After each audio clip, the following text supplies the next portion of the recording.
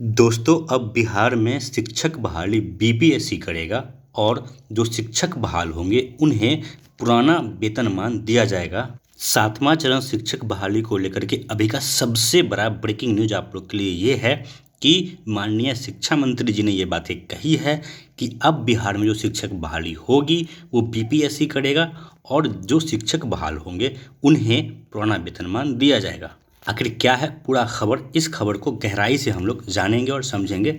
आप लोग से निवेदन है वीडियो में आखिरी तक जरूर बने रहिएगा। ये आपके सामने आज का प्रभात खबर न्यूज़पेपर है और देखिए इसमें शिक्षा मंत्री के हवाले से जो खबर छापी गई है बहुत ही महत्वपूर्ण खबर। इसका आप लोग हेडिंग देख सकते हैं, कहा गया है प्रधान शिक्षक व प्रधानाध्यापकों के तर्ज पर होगी शिक्षक नियुक्ति। और अगर इस न्यूज़ को हम लोग डीप में देखें तो शिक्षा मंत्री के हवाले से जो दो बातें कही गई है ये आप लोग को आज जरूर देखनी चाहिए। देखिए यहाँ पे कहा गया है कि सातवें चरण में शिक्षकों की नियुक्ति का पैटर्न प्रधानाध्यापकों और प्रधान शिक्षकों की भांति होगी। शिक्षकों की ये नियुक्ति विशेष वेतन पर करने का विचार किया जा रहा है। यानी कि आप लोगों को पता है कि अब जो नया बहाली शुरू हुआ है प्रधानाध्यापक और प्रधान शिक्षकों की, वो बीपीएससी के थ्रू हो रहा है और बीपीएससी एक अलग से एग्ज़ाम लेती है और तब जाकर के प्रधानाध्यापक और प्रधान शिक्षकों की बहाली करती है। और इतना ही नहीं, अगर बीपीएससी से शिक्षक बहाल होते हैं तो जैसा कि मैंने आप लोगों को पहले भी कहा था, जो सुप्रीम कोर्ट का जजमेंट है उसके हिसाब से जो भी कंपटीशन दे करके अभ्यर्थी शिक्षक बनेंगे उन्हें पुराना वेतनमान सरकार को देना पड़ेगा। तो कहीं ना कहीं ये भी एक कारण हो सकता है 7th फेज़ में डिले होने का कि सरकार कहीं ना कहीं इस बात पे भी विचार कर रही है कि क्या हम एक और कॉम्पिटिटिव एग्ज़ाम ले करके शिक्षकों की बहाली करें, और अगर बहाली हम करते हैं इस तरह से तो हमारे पास क्या क्या समस्याएं आएगी और क्या उस समस्याओं को झेलने के लिए हमारी सरकार तैयार है।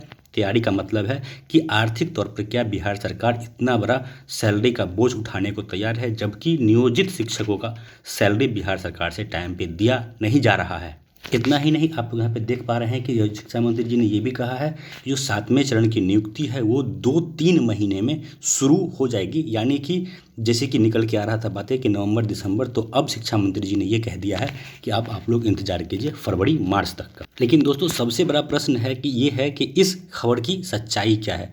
आजकल जो समाचार पत्रों में न्यूज़ छप के आ रहे हैं खास करके शिक्षा मंत्री जी के हवाले से, ये न्यूज़ उसी तरह से है जिस तरह से किसी चाय के टपरी में बैठ के लोग आपस में बातें करते हैं और अंदेशा लगाते हैं कि ये हो सकता है, ऐसा हो सकता है, वैसा हो सकता है। कहीं ना कहीं मंत्री जी की बातें भी ऐसे ही निकल के आ रही है।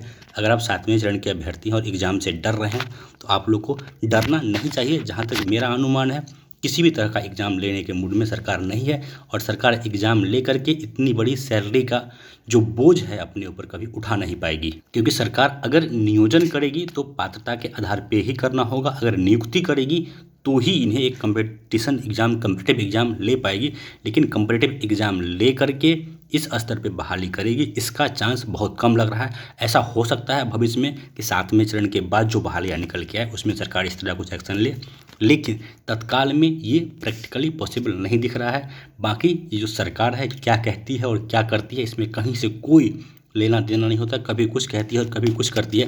तो ऐसा नहीं है कि प्रभात खबर में न्यूज़ छप गया तो ये 100% सही हो गया, सटीक हो गया, इस पर आप लोग यकीन करके बैठ जाएं। ऐसा ज़रूरी नहीं है कि ऐसा ही हो, इसके अलावे भी हो सकता है। ऐसा भी हो सकता है कि जो एसटीईटी का एग्ज़ाम हुआ है उसी के अंकों के आधार पर पूरी बहाली कर दिया जाए। ऐसा भी हो सकता है कि 60-40 के आधार पर बहाली कर दी जाए।